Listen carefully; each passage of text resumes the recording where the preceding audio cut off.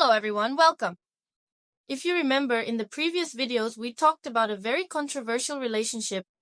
On one side, there's an angry man saying, "I did everything for you, but I never hurt you." And on the other, a woman saying, "My life has been taken over in the name of kindness, I can't breathe." In the first two videos, we listened to both sides individually. The man was right because he was the giver. The woman was right because her boundaries had been violated. So, what if both sides are right in their own way? Why did this relationship turn into a wreck? In the previous episodes, we delved into these people's childhood traumas and character structures. But today, I want to put not the individuals, but the relationship itself on the table. From here, it seems as if there's a perfect storm. In other words, the man's overly giving, savior role, and the woman's avoidant nature, wanting to stand on her own feet, collided in a disastrous way. Can you give us an X-ray of this collision, of this relationship dynamic? Why did their chemistry explode when these two different worlds came together? Why did it explode? You already mentioned this in your explanation. There's a savior role and there's anxious attachment. The man has it and the woman has avoidant attachment. They're learnings from their past, that is, from the lives they lived before the relationship. Even if it's dramatic, it's like this. By the way, let me say this. What did you say in your statements? In relationships, both sides were right. This relationship turned into a perfect storm, but still, why couldn't it continue? So what does that mean? Being right in relationships doesn't really matter that much. In relationships, what's more important is being able to be happier. In fact, I think being able to compromise, truly understanding the other person, and being able to adapt are important. Pay attention to this, please. As for why their chemistry exploded, it's because anxious attachment and avoidant attachment together, we see a relationship dynamic that can't really go smoothly together. So what does that mean? What did the man with anxious attachment do in the relationship? All his life, he learned indirectly from his mother in childhood that if you are useful, I will love you and everything will go well. He tried to apply these patterns he learned, which are focused on making others happy, to the relationship. As for the woman, in her adolescence and childhood, she learned from that authoritarian father figure that whoever provides the money has the right to do whatever they want and deserves respect. You have to be accommodating towards him. She ended up confronting her trauma again, even though situations like this in relationships aren't really felt at first, because what happens at the beginning of relationships? Both sides are very gentle, very compatible, and accommodating towards each other. But of course, as time goes on, we realize something. Is this sustainable? Isn't it? I think it's important to be able to set boundaries properly when things are no longer sustainable. Of course, in our previous videos, we also talked about why women can't set boundaries. She suddenly felt suffocated, or even if she tried to set boundaries within the relationship. Maybe in this case, the man is being overly giving. In fact, even on this topic, he started to act in a way that aggressively violated her boundaries. Naturally, this relationship, where anxious and avoidant attachment styles coexisted, ended even though both sides were justified. Of course, here we can observe certain phenomena. We can see the Karpman Drama Triangle. We can approach it from this perspective here. What does the Karpman Drama Triangle say? It is a relationship dynamic where the roles of rescuer, victim, and persecutor coexist. Here, the man initially took on the role of the rescuer. He saw the woman as the victim. However, the woman actually had a strong sense of responsibility and was introverted. In other words, she didn't want to feel emotionally indebted to anyone. This made her feel trapped. She felt as if her boundaries had been violated. When Khalid reacted to this, the man, who was the one investing more in the relationship, shifted into the persecutor role. Let's also highlight how he turned into the persecutor role. We usually observe this in relationships as follows. I'm doing so many things for you, but you're distancing yourself from me. It's as if you're never happy and so on. They are accused of being ungrateful, so to speak. The person who has taken on the victim role. Yet that's not what they want at all in this relationship. And in this state, the relationship ended. Now let's also look at it from this angle. There are hidden contracts here. What do they represent here again? In general, the man helped the woman pay off her debt or realize her dreams. He even did it for her. And what did he expect in return? Be happy. Feel lucky to be with me.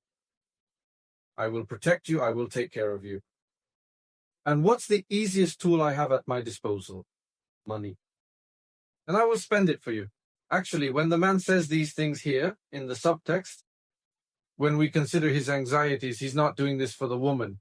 Look, he's doing it to feel safe himself. Because what was it? The patterns he learned from his childhood taught him that acting this way was the right thing to do.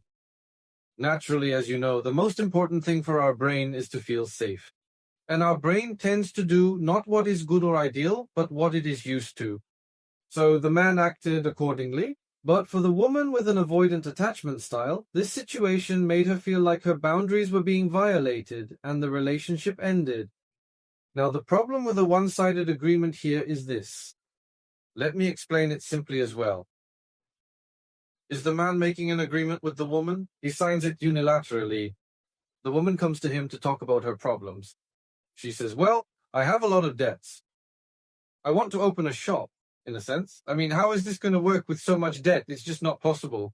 She says, I can't make it happen. I still haven't reached my dreams.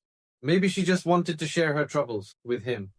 The man took this information from her, went and paid off her debts, opened her shop. He even made decisions about the decoration and everything himself.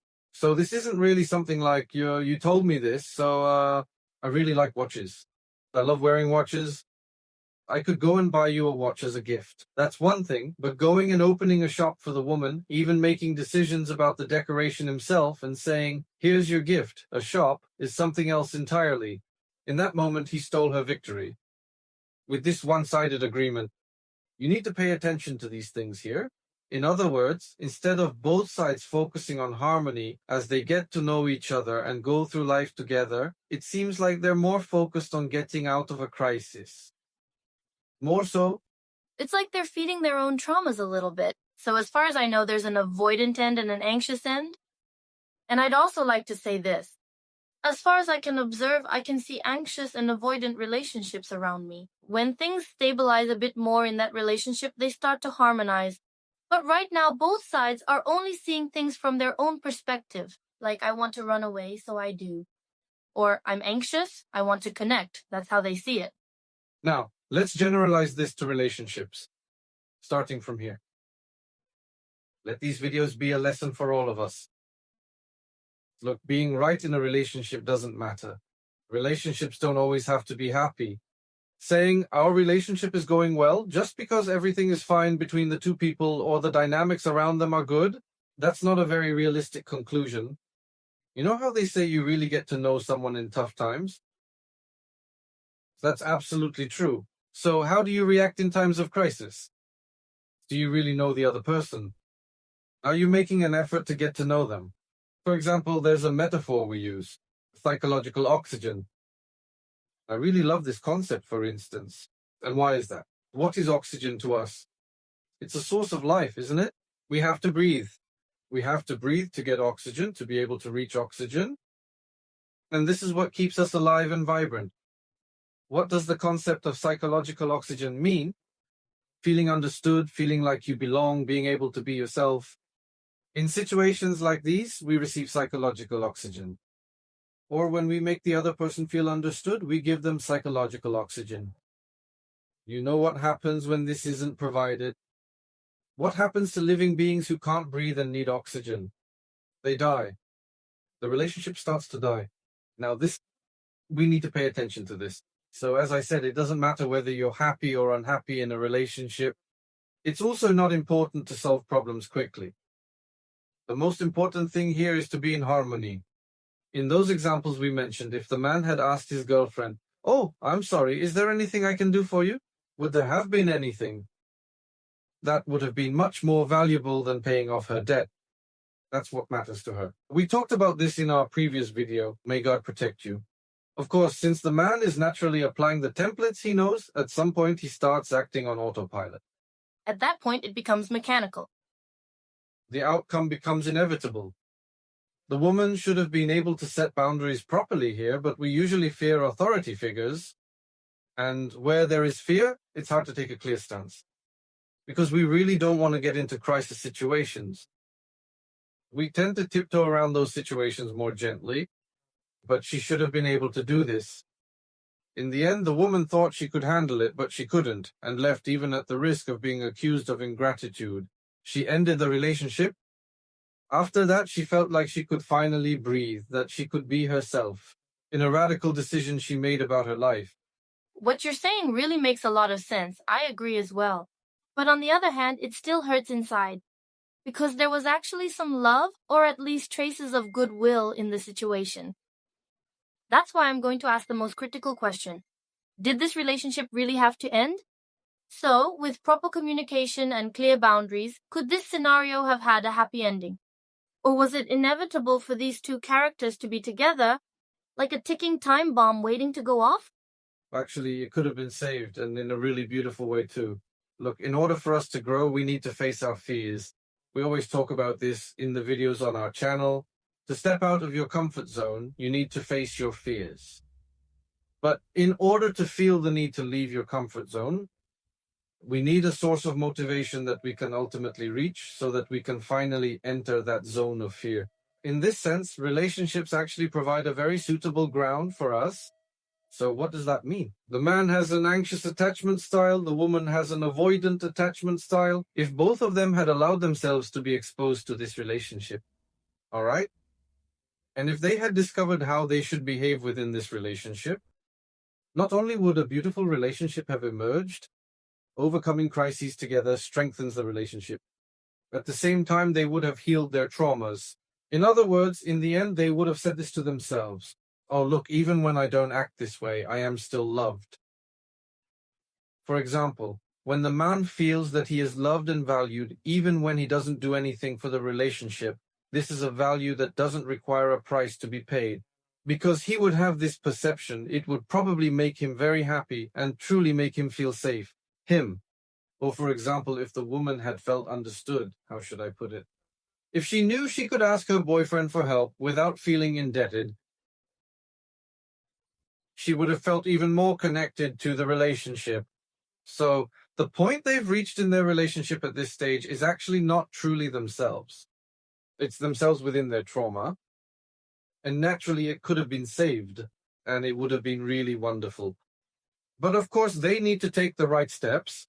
Actually, these aren't even such big things that need to be done. Look, let me give you an example. If the woman had been able to set her boundaries clearly, she could have done this in a compassionate way too. For example, when the man unexpectedly paid off her debt as a surprise, she could have gone and said, "Thank you so much, but I had a childhood like this. In situations like this, I feel incredibly indebted. This has nothing to do with you. This is entirely related to my own traumas." If she had said, "Please don't do something like this unless I ask," and the man had respected that, wouldn't she have also been confronting her own trauma? Okay, I will respect her, I won't do anything, but will I still be loved? And after exposing herself to this, when she sees that she is loved, and naturally, when the woman feels understood, won't she feel more belonging to the relationship and see that she is loved? That's exactly when the man lays the solid foundations of the relationship. Now, I observe this frequently nowadays. We manage crisis situations very poorly.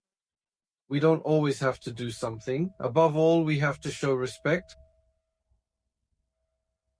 When we can achieve this, the relationship continues to grow stronger, but if we insist on sticking to what we know and can't do this, in that case, we end up resisting change that is already inevitable. And then the chances of that relationship being saved are very slim. As we always say, let's repeat it, if you change, the world changes. They can be saved. That was a very striking analysis. So, in summary, I'll use the example we always mention for you. Giving 10 T's when someone asks for a coffee is not generosity. In fact, this is actually a hearing problem. This couple's story has ended, but I'm sure many people watching found pieces of their own relationships in it. If you feel like you are the self-sacrificing man who goes unappreciated or the woman overwhelmed by kindness in your relationship, please have your partner watch this video as well. Maybe this suggestion will help you tear up those silent contracts in your relationship.